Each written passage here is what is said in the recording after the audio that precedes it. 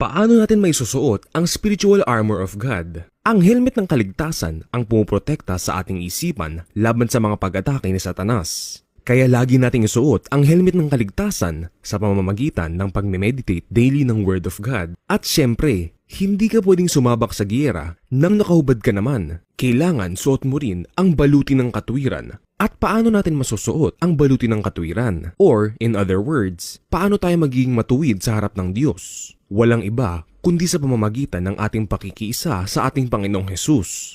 Ang isa pang spiritual armor na dapat lagi nating suot ay ang sinturon ng katotohanan. Upang maisuot mo ang sinturon ng katotohanan, ay kailangan alam mo at tanggap mo ang buong katotohanan ng Ebanghelyo. Ang isa pang importanteng bahagi ng spiritual armor ay ang mga sandalyas na laging handa sa pangangaral ng magandang balita dahil ang ating Great Commission ay ang pagbabahagi ng magandang balita sa ibang tao. Ang isa pang spiritual armor na dapat lagi nating dala ay ang panangga ng pananampalataya dahil kapag sumabak ka sa labanan ng walang pansalag, ay masasalo mo lahat ng mga pag-atake ng kaaway. Kaya binigyan rin po tayo ng Diyos ng pangopensa, ang tabak ng Espiritu, na walang iba kundi ang salita ng Diyos. Dahil ito ang ating sandata laban sa Diablo at sa sino mang hahamon sa ating pananampalataya.